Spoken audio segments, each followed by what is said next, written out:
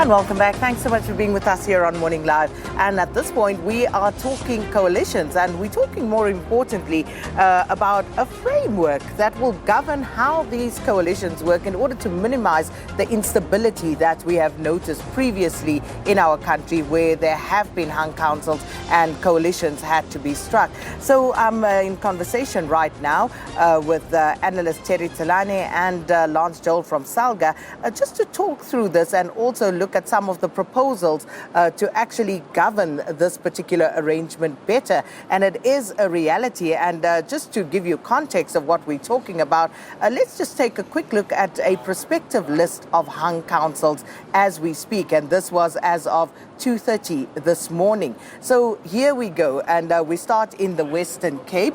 And in the Western Cape, 14 possible hung councils in total. And looking there, it's Beaufort West, Kanaland, Bitu, and also in Knysna, Oudtshoorn and Prince Albert also in that list. And of course, there are a few others as well. So just looking at some of the prospective ones in Eastern Cape, taking a look there, Nelson Mandela Bay, of course, 2016 as well, one of the 4 metros that was hung. And Kokama is also looking like they will need to come up with some sort of wheeling and dealing there to form a council. And then moving on to the next one, the Northern Cape, 9 prospective hung councils there, including Namakwa, Hantam, Karoo, Hoogland, Karreeburg, to name but a few there. And taking a look at the next one. And these are, of course, the projected hung councils as of 2:30. And more in the Western Cape, Gys, Siyathemba, Thembelihle, and a few others as well. Still in the Northern Cape, there are 9 hung councils. Moving to the Northwest Province, Liqua Temane, and this is a municipality that has seen quite a bit of turmoil in terms of protests and unhappy communities there. So they're looking to be headed for a hung council. In Limpopo, Tabazimbi, that's going to be an interesting one as well.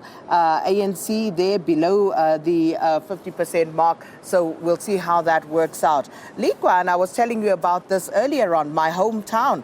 And there you have a hung council. It's going to be one to watch again. I told you they make this hometown of mine notorious for making history for interesting reasons. So that's a hung council. That one is already concluded. Free State, 1 hung council there, looking at Nala, and that we'll see what happens in that particular council. And let's take a look at the KwaZulu-Natal, Edumbe, and also a few others there. We'll take a look later with the other CSIR predictions in terms of what exactly that will play out to.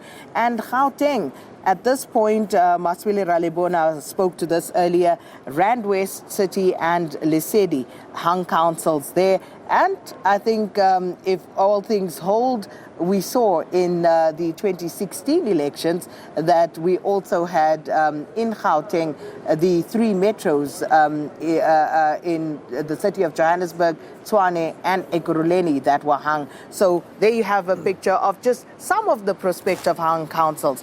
Interesting. So we are going to have to look at some form of regulation so that we don't see complete mayhem in these municipalities at the expense of the residents in those municipalities. As we've seen previously, they suffer because of a lack of service delivery as the political parties bicker about who gets what and who gets to lead. So Lance, as SALGA, you have come up with some sort of framework that you've proposed. Let's talk to that and how exactly you see this particular situation playing out with some sort of, regulation in order to keep it stable. Yeah.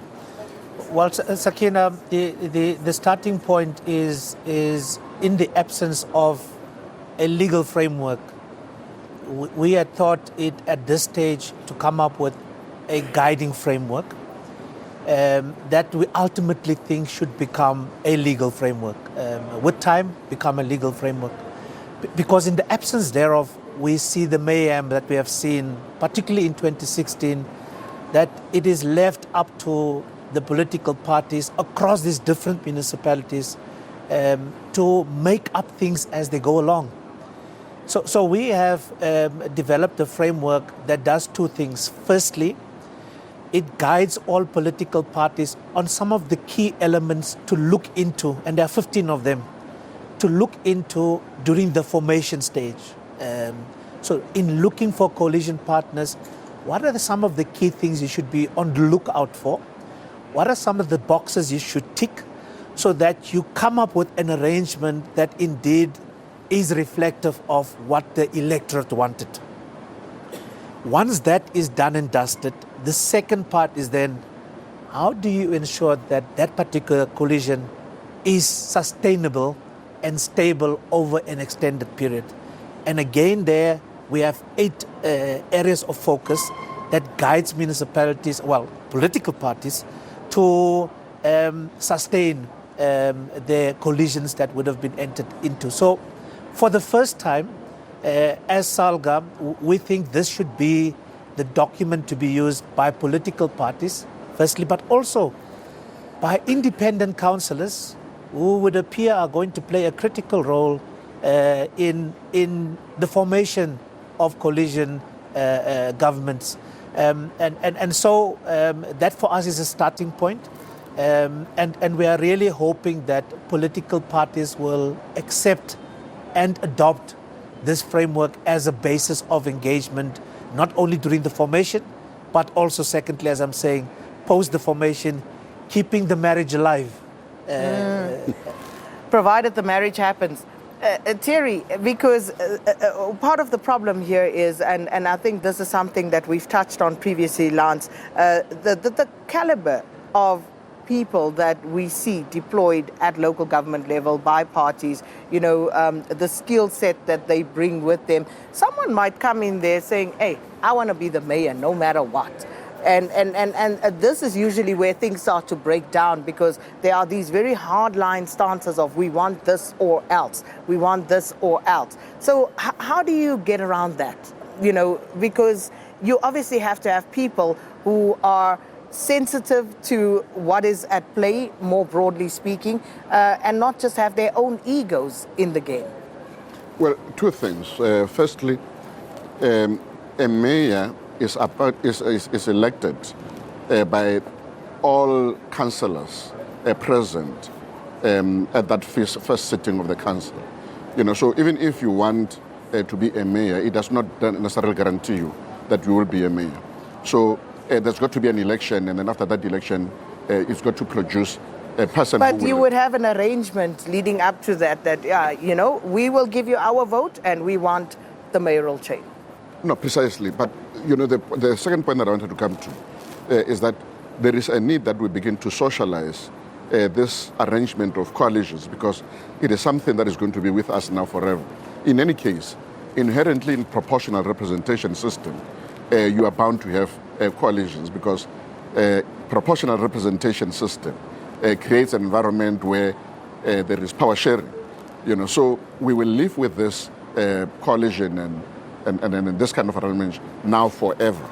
For as long as the Constitution says the system, the electoral system, must result in general, in proportionality, unless that particular aspect is actually changed of the Constitution. So now, one aspect that has not actually been there, which is lacking, is to begin to educate the whole South African electorate about what the Constitution says, as well as these new arrangements now that many people are not familiar with.